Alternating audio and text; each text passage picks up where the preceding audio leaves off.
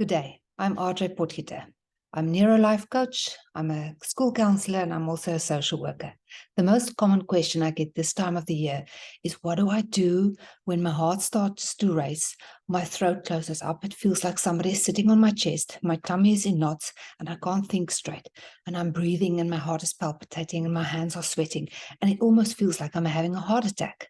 You're not having a heart attack, you are actually struggling with anxiety. And with anxiety, you need to understand what's happening, because basically it's a little alarm that goes off in your brain.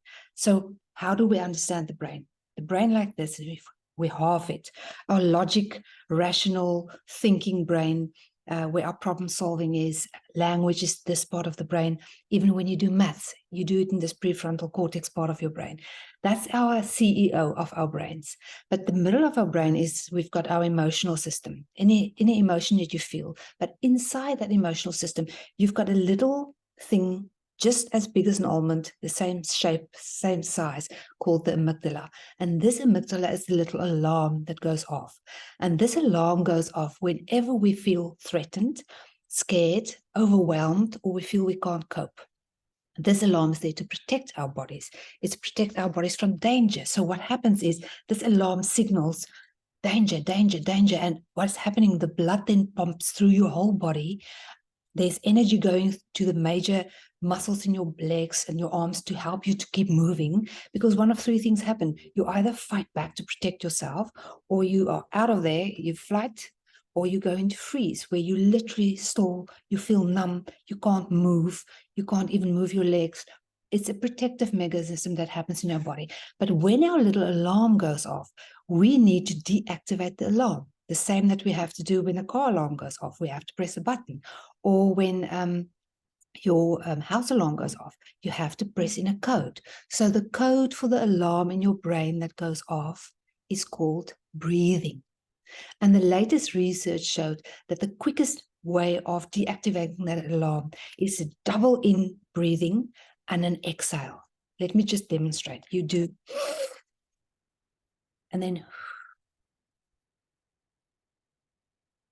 and again, and then exhale.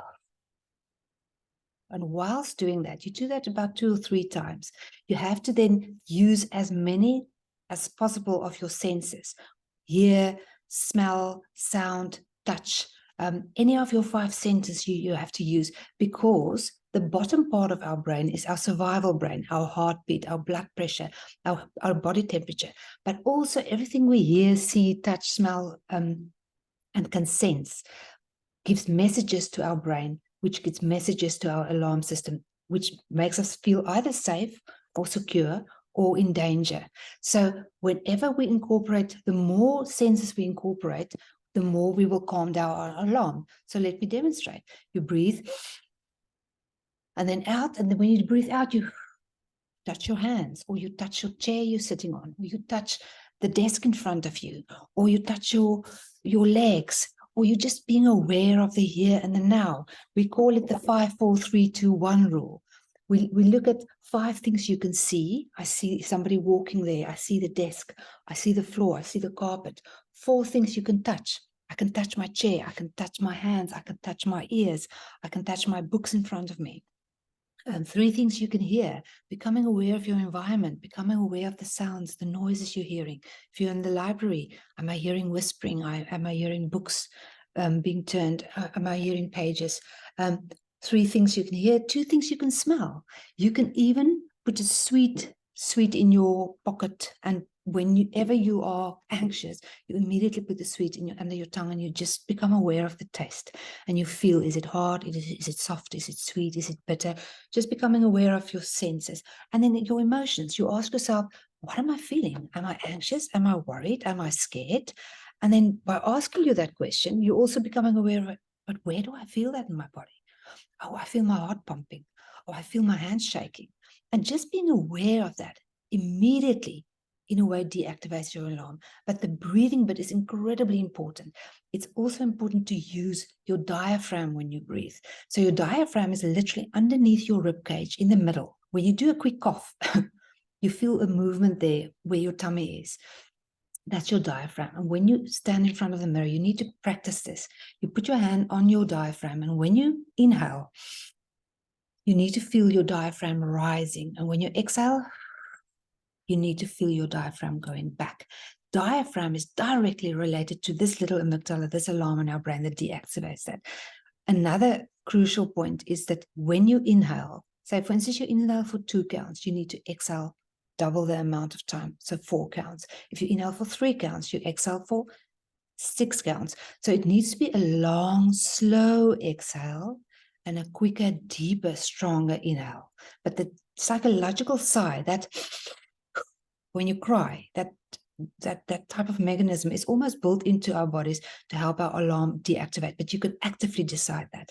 Another interesting bit is, as soon as you feel the blood pumping and the adrenaline working and the anxiety kicking in, it takes about 90 seconds for all that cortisol and adrenaline to move out of your system. And in that 90 seconds, you've got a decision to make. Am I going to engage and encourage and think and ponder on this anxiety and this emotion? Or am I going to let it flow through my body, breathe it out, and then make a quick decision in 90 seconds? I'm going to get over this and I'm going to go on to the next step. And I'm going to give some more practical steps to take when you go through this. Another practical step is understanding your brain is in 2 hemispheres. So we've got the right hemisphere and the left hemisphere. Right hemisphere type of people is normally your more emotional, more creative, more artistic type of people. Left hemisphere is more numbers orientated, more structured. And we all have both sides of our brains. But whenever the one side is more activated, so when you're emotional or anxious, it's as if that one side of your brain is overactivated. So we need to synchronize those 2 brain lobes. And what we use is, we call it bilateral movement. Bi means 2, lateral means sides. So when you use both sides of your brain, you almost synchronize the 2 lobes so that there's calm setting in. So we use bilateral movement, which is walking, the easiest and simplest way. When you put your left leg forward, you activate the right side of your brain. When you put your right leg forward, you activate the left side of your brain. And by doing that, what is actually happening is almost you're anxious, and now you're walking, and now this is happening. It synchronizes the 2 sides, and there's calm that sets in. Important to walk almost the same route every day, because you don't want to take new information in. You're already taking in too much by studying every day. You want to download your hard drive. So by walking the same route every day, at least for 20 minutes, you almost give your brain time to just process stuff. You don't take in new information. You go into this state of, oh, I'm just working through all, my mind is busy. I'm just constantly thinking about things. And by the time you finish with your 20 minutes, your brain has processed stuff. The endorphins is kicked in. The endorphins is feeling good enzymes in your brain that's being released that makes you feel relaxed and makes you feel calm.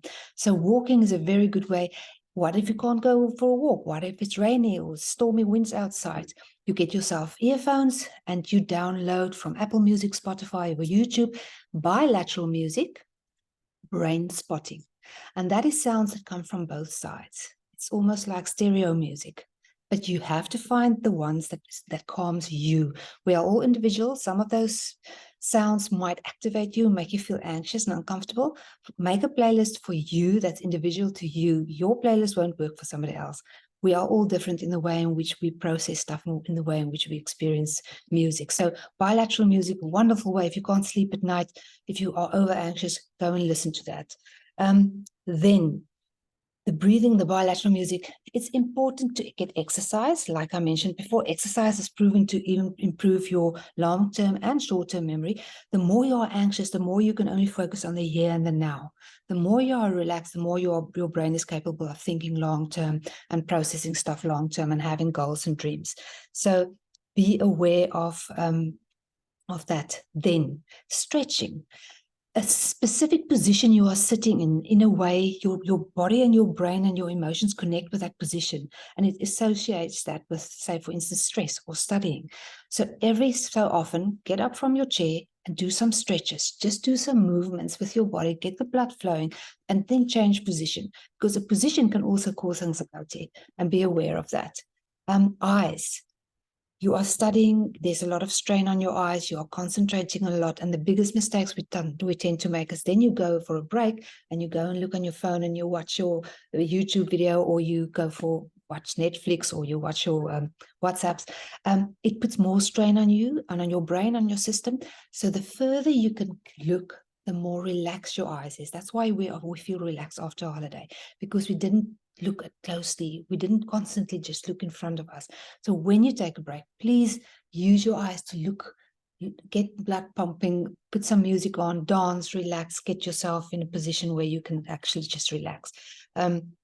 Eating, when we are under stress, our bodies literally thrives on our vitamin B6 and B12 stores. So we've got a shortage of that when we are stressed, and there's no way in which we can eat enough food containing those vitamins to make up for that. So you need to get some extra supplements in vitamins B6 and B12.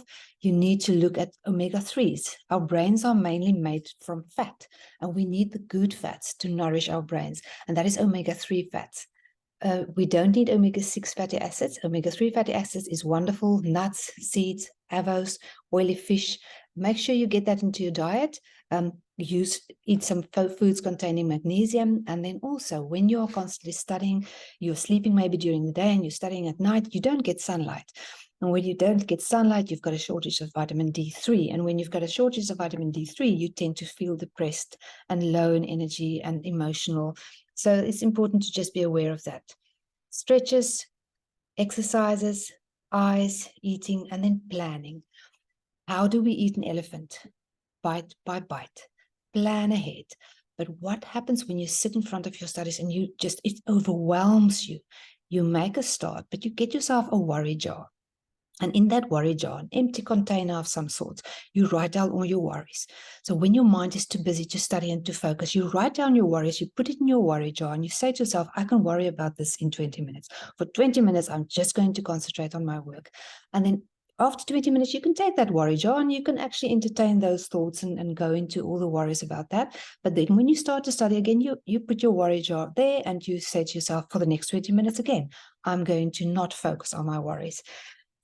Breathing, incredibly important. When you want to practice the breathing and you can't sleep, you go and lie flat on your back, on the carpet, on your bed, and you practice what we call 3-dimensional breathing.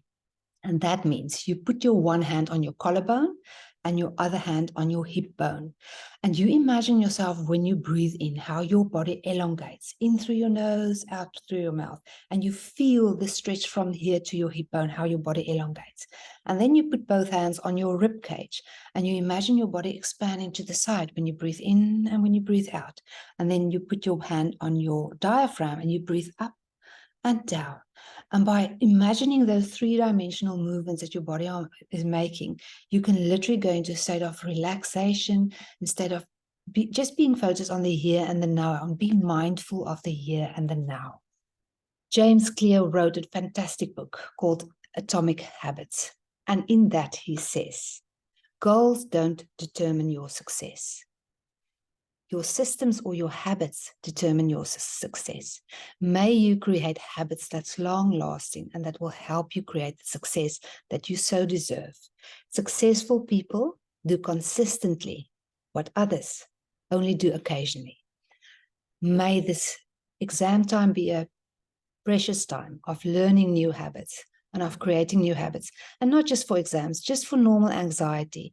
Be aware of the alarm and be aware of the fact that you can control that alarm by breathing. Thank you for watching.